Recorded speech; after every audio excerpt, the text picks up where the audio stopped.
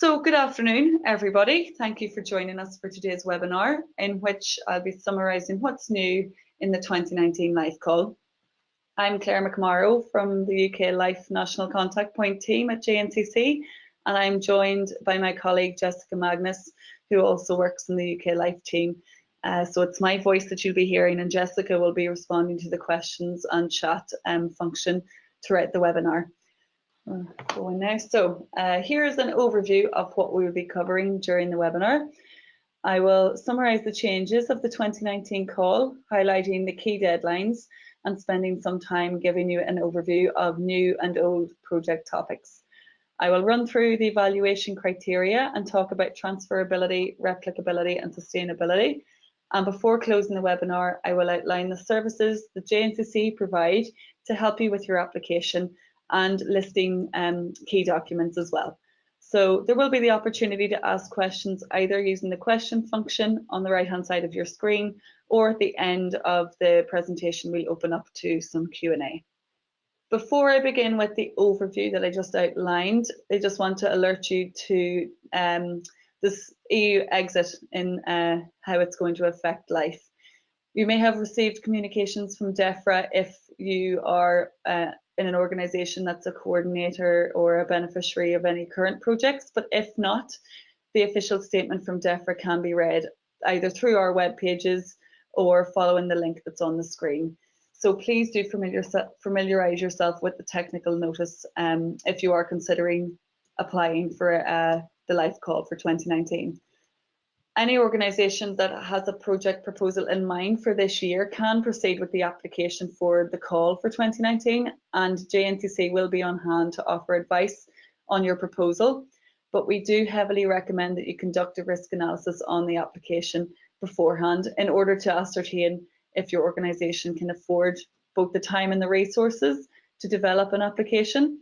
So funding will only be honoured if a grant agreement is signed before a UK exit. So there is still a risk that no deal may occur before at the end of October. So therefore we do recommend that you conduct a risk assessment before proceeding. If there are any further questions on that, please do ask and we will clarify. For the remainder of today, I will focus on novel aspects of the 2019 Life Call, which was launched on the 4th of April.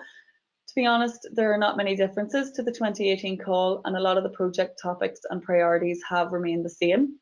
The two-stage application process continues to apply for environment projects with the submission of a concept note in June, and climate action projects continue to follow the one-stage application process with submission of the full proposal in September. Main changes between last year and the 2019 call took place in the climate action programme. The Commission has introduced 10 new project topics for climate action projects, and I will summarise these in more detail in just a little bit. Just as a quick summary now, there is one new topic under climate mitigation, 7 new topics for climate adaptation, and 2 new topics for climate governance and information, but we will go into these in more detail. Here's the indicative timetable for the 2019 Live Call. So the call was launched on the 4th of April, and all of the relevant documents are available on the Commission's website. We also provide a link to this at the end of the webinar. So on the timetable, it's very similar to last year's. Environment projects need to submit their concept note in June. For environment projects, this will be the 17th of June, and for nature, biodiversity and governance and information projects on the 19th of June.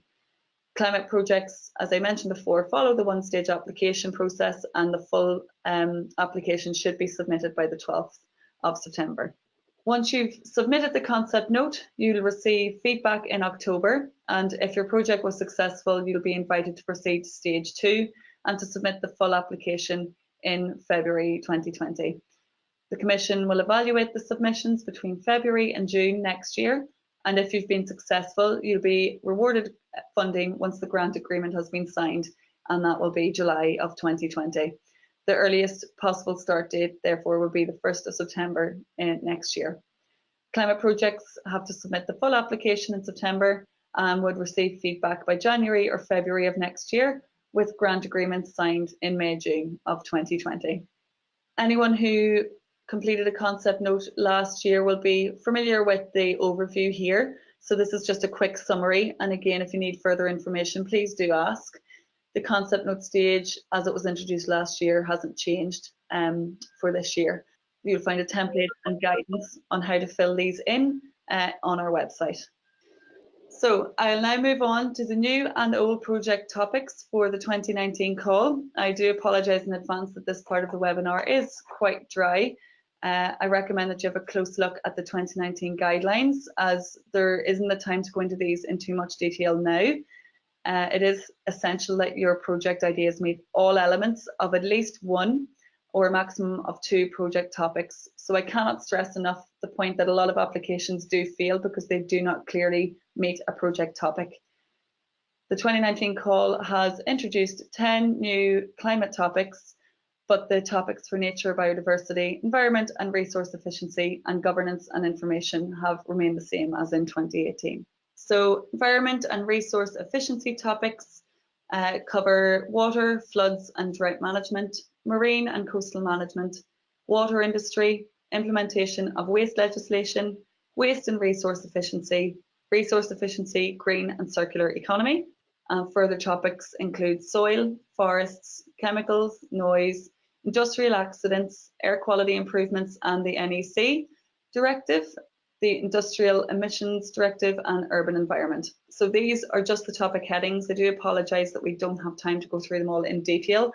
I do recommend that you look at page 21 to 30 of the 2019 guidelines if your project idea fits under one of those listed topics for more information. The project topics for nature and biodiversity have remained the same as in 2018, so that's listed here on the slide. And again, you can find more information on that via our web pages. And governance and information topics are also the same as in 2018, and that includes awareness raising campaigns covering one of the 3 listed topics: green growth, connecting with citizens and making it happen, and in support of effective control process, as well as measures to promote compliance. So you can find more information on this on pages 22 to 28 of the guidelines for 2019. So before I go on to discuss the climate action sub-programme where most of the changes for this year have occurred, were there any questions? Or I think Jessica has been keeping on top of them as we've been going. No question. Okay, great. So moving forward, the climate action guidelines have changed the most within the 2019 call. The Commission has included 10 new project topics. The overarching goal of the Climate Action Programme is still to assist with the delivery of the 2015 Paris Agreement, and during the evaluation phase, projects can gain an additional 25 bonus points within EU added value if the criterion if the project contributes to this implementation of the Paris Agreement.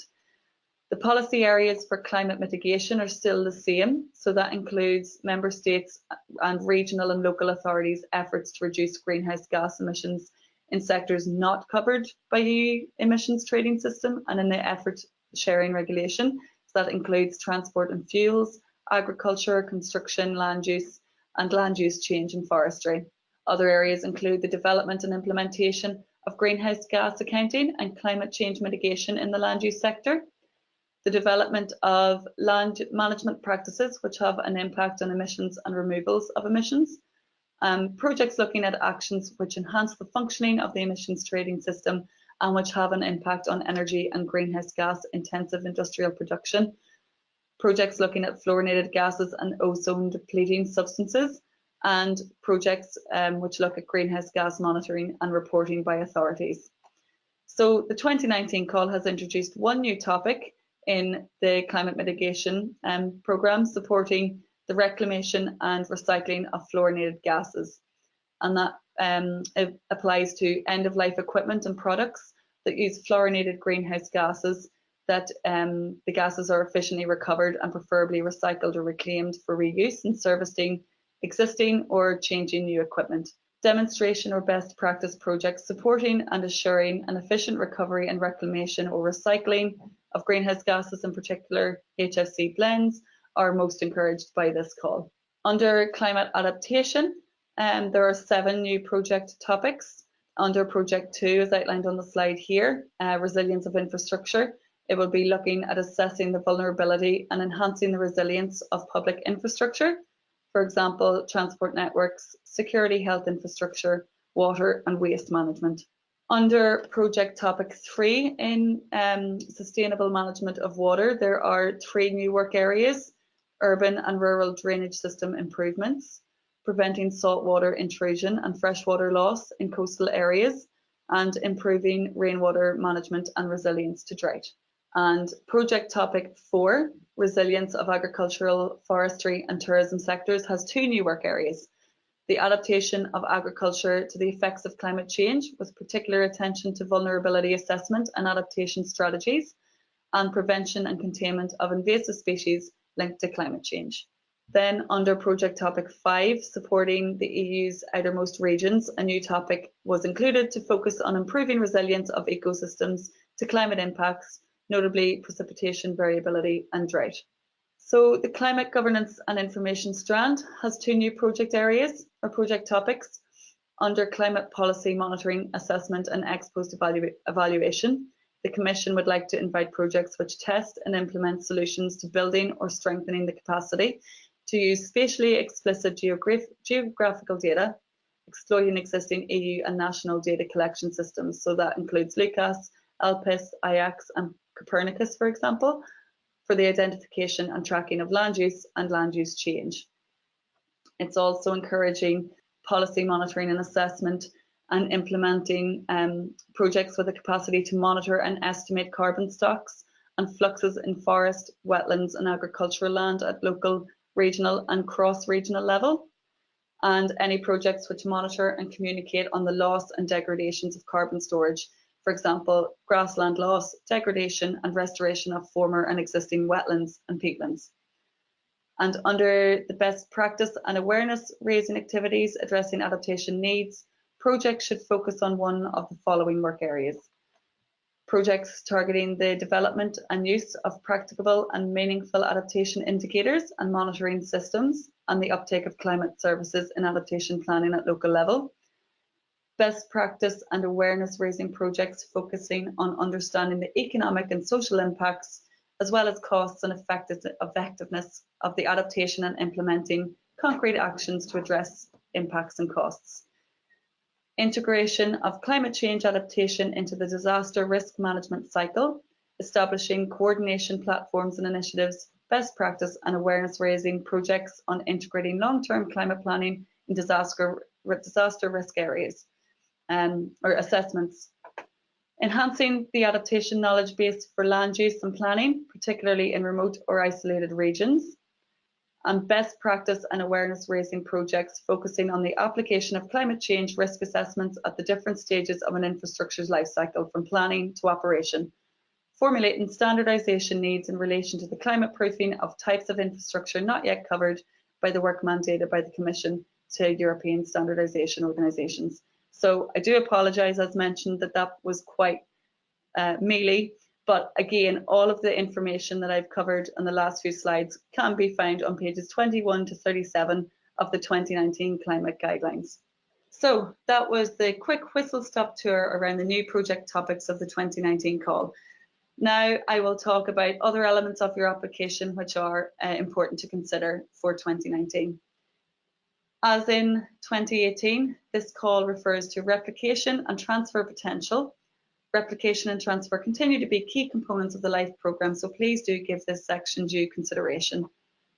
Projects need to have clear mechanisms for replication and transfer during and after the lifespan of the project. This needs to be clearly explained within your proposal as to how the results will be replicated and transferred to other regions, other countries or other contexts. So this goes beyond sharing knowledge and networking with key stakeholders.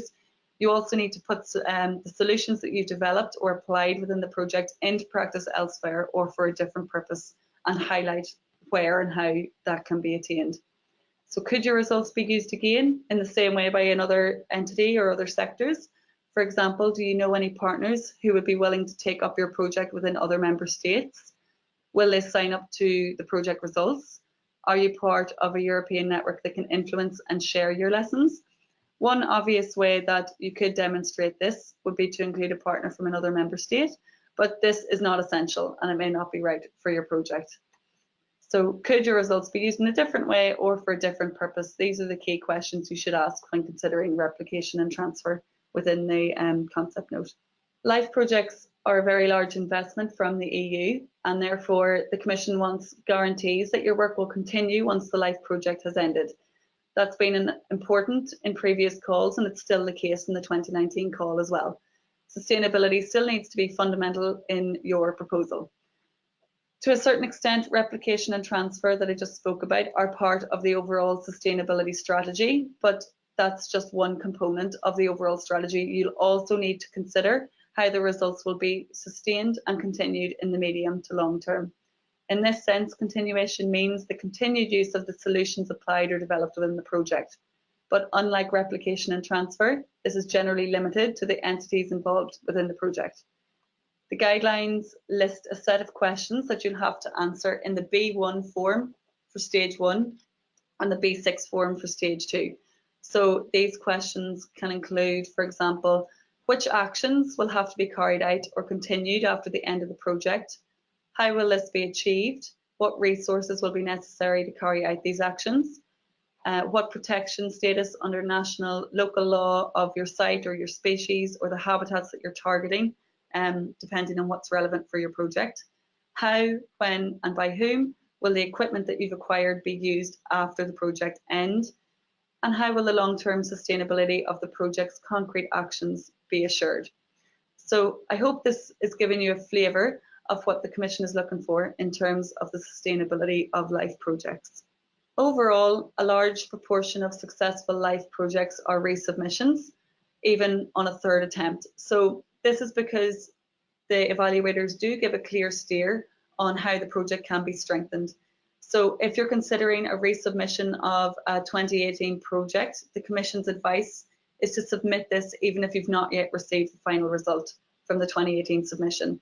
So we'll touch on this a little bit at the end, given that we expect the 2018 projects to be notified this month and certainly by June. By the time the 2019 deadline has come around, you still may not know if the 2018 project has been awarded funding. The Commission therefore recommends that you do submit your project again, and in case it's successful from the 2018 call, in that case then you can withdraw it from the 2019 call. So hopefully that makes sense, and if anyone would like us to clarify that whilst we're on this slide, please do comment or ask a question in the chat function. Just a word of caution for any resubmissions. Please be aware that the context will vary between years, so it's not always enough just to improve the criticisms. By context, that means the call priorities, whether or not there were other projects that were funded by the LIFE programme between your original submission and now, and what the policy context is now. So in regards to the call context, hopefully this webinar has alerted you of some of the key differences from last year to this year. In addition to this, new projects will have been funded since the last calls. For example, if you were resubmitting on a 2016 or 2017 submission, projects will have been funded since then. So we do recommend that you go and look at the EU LIFE project database to double check that your idea from previous years is still a novel new idea. You need to make sure that your project is still innovative and still state of the art. So if a project has been funded on a similar topic, for example, you would need to include evidence that you thought about how you'll exchange lessons learned to ensure that there's no duplication of efforts. And finally, the policy context can change. So please make sure that your sections in the application for policy are up to date.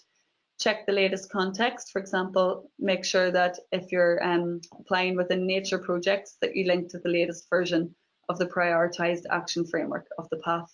To alert any resubmissions that there is a question within the B1 form of the concept note, which asks if the project is a resubmission, so you can use that question to add further clarification and justification as to why the project has improved since the previous submission. So this slide shows a short summary of the key lessons learned from previous calls. You may have heard us saying this last year, but we've included this slide every year, as many of projects which fail do so because they don't observe these key points. So we really can't stress enough these points that I'll cover now. With EU added value, remembering that this is a European funding stream, so you therefore need to demonstrate why your problem is of union concern, so not just within our country, but within the entire EU. If you do not do this, the project will not be funded.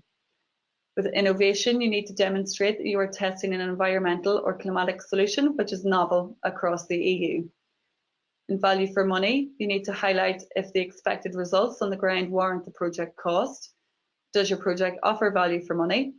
And one way you could ascertain this is by looking at the database of the previously funded LIFE projects to see what they are delivering for their total costs. So do a little bit of background research before filling this in. The quantifiable objectives are another way that the evaluator determines the value for money. Therefore, it's essential that you know the baseline and the extent of the environmental problems you are tackling before you begin your project. And again, this is one of the main reasons for failure for LIFE projects. So do make sure you put the time in beforehand to highlight these key points. Before I come to a close, I just want to highlight a few of our services which are available to you.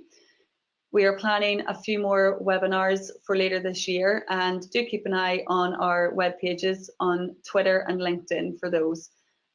So that will just be ad hoc, but you can of course keep in touch with us on our helpline or via the web pages, Twitter and LinkedIn, to double check for other webinars. The concept note template and guidance is also available through our website. The concept note itself is modelled on the e-proposal application form and should help you when filling in this form. And remembering that the e-proposal does have a strict word limit, so do stick to the template that we provide on the website in order to keep you within this 11-page limit. We offer a pre-screening service for concept notes in, well, this month in June. Please send us your draft concept notes by the 5th of June in order for us to have the time to evaluate and then to give you time to update as necessary before uploading. We'll also be offering a pre-screening service for climate projects in August or September, and the date for that will be confirmed closer to the time, so do keep an eye on the channels mentioned above. In January and February, then we will offer the pre-screening service for stage 2 full applications. But of course, you can always get us before these deadlines, get us on the helpline by calling us or emailing us through the UK Life email address. We are here to help, so please do use the service. And finally, here are some of the key links on this slide of useful sources of information. I think hopefully you may have come across some or most of these at this stage, but it's always a good reminder to follow these for further information. So that concludes my presentations on the novelties of the 2019 live call. I'm sure you'll agree there wasn't too much novel ground to cover there. Please do send any questions that you do have using the questions function on the right hand side of the screen, or feel free to contact us afterwards, sending any questions through to our live mailbox. Remember that this webinar will be available afterwards on our web pages as well. Thank you again for listening. Is there a clear definition of what counts as research and therefore not fundable?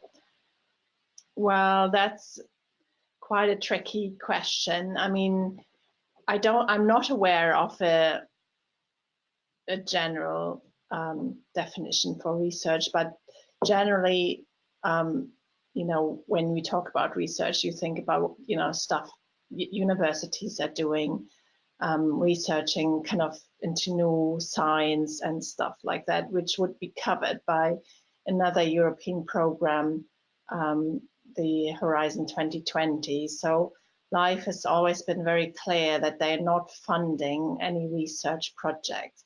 You can have small elements of research in a LIFE project, but the main focus needs to be on improving or tackling an environmental problem, so which is quite different from general research. I hope this is kind of answering the question, Tamsin. I know you have been kind of looking at this issue for quite a while for your concept note, but yeah, it's not a clear-cut definition, I'm afraid. We had another question from NHS Highland, and partners are looking at a project monitoring pharmaceutical pollution in water. It has potential to apply to a few of the calls. How do we choose the best fit? So yeah, you have to choose one or a maximum of 2 project topics, Ellen, and they have to be in one of the strands. You can't cross the strands. You can't have a project topic under climate, another climate sub-program, and then another one under the environment sub-program. So I would recommend you look at the environmental sub-program and see which project topics fits the best for your project idea. It's kind of, you have to make a judgment call. What is the focus, the main focus of your project? And then see which project topics applies best. You can have, of course, you can have climate elements or environmental elements in a climate project or vice versa, but the main focus needs to be on one project topic within one strand. So I think with your project, it might be worthwhile looking at the water heading under the environmental and resource efficiency strand. If you have any further questions on that, we can talk offline after the webinar, Ellen. I think that's us then. So yeah, if there were any further questions, please do feel free to contact us offline. Otherwise, thank you all very much for tuning in, and keep an eye on our webpage for the webinar recording afterwards. Thank you. Have a nice afternoon.